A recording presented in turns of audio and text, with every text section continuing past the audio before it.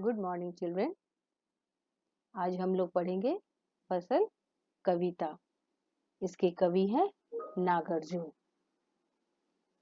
फसल सब सुनते ही खेतों में लहलहाती फसल आंखों के सामने आ जाती है, परंतु फसल है क्या और उसे पैदा करने में किन किन तत्वों का योगदान होता है, इसे ही इस कविता में बताया गया है। कविता यह भी रेखांकित करती है कि प्रकृति और मनुष्य के सहयोग से ही क्या है, सृजन संभव है। आइए अब कविता पढ़ते हैं। एक के नहीं, दो के नहीं, ढेर सारी नदियों के पानी का जादू।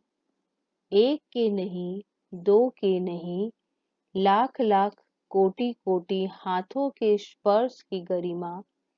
एक की नहीं, दो की नहीं, हजार हजार खेतों की मिट्टी का गुणधर्म। आइए पहले शब्दार्थ देखते हैं। कोटि कोटि, कोटि कोटि का क्या मतलब होता है? करोड़ों। स्पर्श, स्पर्श का मतलब छूना। गरिमा, गरिमा का मतलब क्या होता है? महिमा।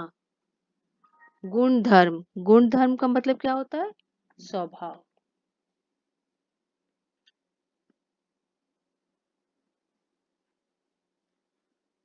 इन पंक्तियों में कवि इस बात को स्पष्ट करते हैं कि लहलहाती फसल को पैदा करने में प्रकृति और मनुष्य दोनों का ही पारस्परिक क्या होता है? सहयोग होता है। इसलिए वे कहते हैं कि फसल को पैदा करने में केवल एक दो नदियों का नहीं, एक की नहीं, दो की नहीं, बल्कि क्या है, अनेक नदियों का अपना अनेक नदियां क्या करती है? अपना जल देकर उसे सींचती है। कवि बार बार ये कह रहे हैं कि एक के नहीं, दो के नहीं, ढेर सारी नदियों के पानी का जादू है। फसल सिर्फ एक नदियों के जल से या दो नदियों के जल से नहीं होता है। इसे होने के लिए क्या है, अनेक नदियों के जल का, पानी का क्या होता है? उपयोग होता है, उससे सिंचाई होती है। अनेक नदियां अपना जल देकर इसकी क्या करती है? सिंचाई करती है। लाख लाख कोटि, कवि पुनः कह रहे हैं कि केवल एक दो मनुष्य की ही नहीं, बल्कि क्या है, लाखों करोड़ों लोगों, मनुष्यों का परिश्रम जब आपस में मिलता है और उसमें केवल एक दो खेतों का ही नहीं, अपितु हजारों हजार खेतों की मिट्टी का गुणधर्म होता है। लाख लाख कोटि कोटि हाथों के स्पर्श की गरिमा, एक की नहीं, दो की नहीं, हजारों हजार खेतों की मिट्टी का गुणधर्म। कवि के कहने का तात्पर्य है कि जब फसल होती है तो उसमें एक नदी का जल नहीं होता, अनेक नदियों के जल क्या करती है? उसे सींचती है। और एक मनुष्य के हाथों का स्पर्श नहीं होता, बल्कि क्या है, अनेकों लाखों हजारों लोगों के हाथों का स्पर्श होता है। एक की नहीं, दो की नहीं, हजारों हजार खेतों की भी क्या होती है? मिट्टी का गुणधर्म होता है। कहने का अर्थ है कि हजारों हजार खेतों की मिट्टी का गुणधर्म जब मनुष्य के हाथों के स्पर्श मनुष्य का जब हाथों का स्पर्श उसमें होता है, तब खेतों में क्या होती है? लहलहाती फसल पैदा होती है। इस प्रकार प्रकृति और मनुष्य दोनों के सहयोग से ही क्या है? सृजन संभव होता है। अब आइए दूसरा पद देखते हैं। फसल क्या है?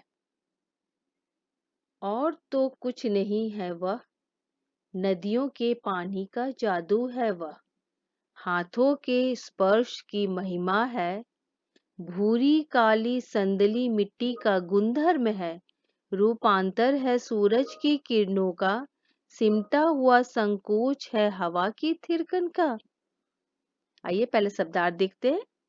संदली, संदली क्या है? एक प्रकार की मिट्टी। रूपांतर, रूपांतर का मतलब क्या हुआ? बदला हुआ रूप। संकोच, संकोच किसे कहते हैं? झिझक। थिरकन, नृत्य।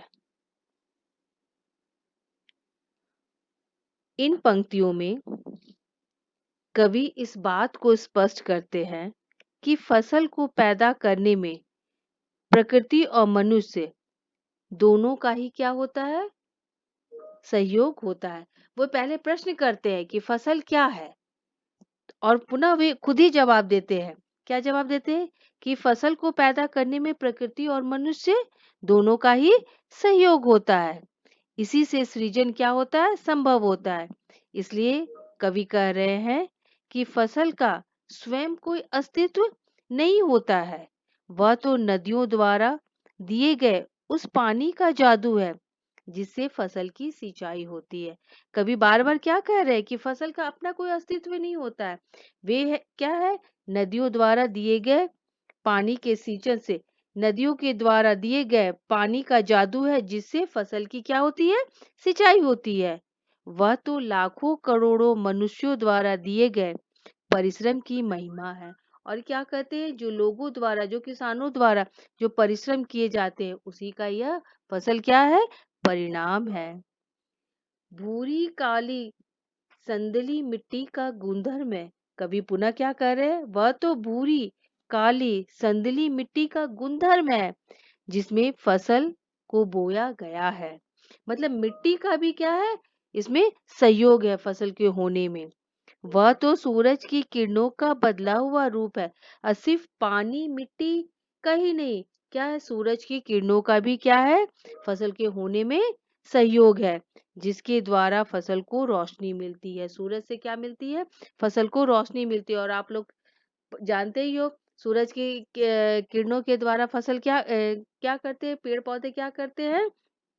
अपना भोजन तैयार करते हैं। तो कवि इसलिए कह रहे हैं कि सूरज की किरणों का बदला हुआ क्या है? रूप है, जिसके द्वारा फसल को क्या मिलती है? रोशनी मिलती है। साथ ही साथ इसमें हवा का भी समान सहयोग है। इसके अलावा कवि क्या कर रहे हैं कि पानी, मिट्टी, सूरज की किरणों के साथ साथ क्या है? हवा का सहयोग भी है। और इस प्रकार इन सब के सहयोग से क्या है? खेतों में लहलहाती फसल खड़ी होती है। कहने का अर्थ है कि कवि इस कविता के द्वारा यह कहना चाह रहे हैं कि यह कविता हमें क्या करती है? उपभोक्तावाद संस्कृति के दौर में कृषि संस्कृति के निकट ले जाती है।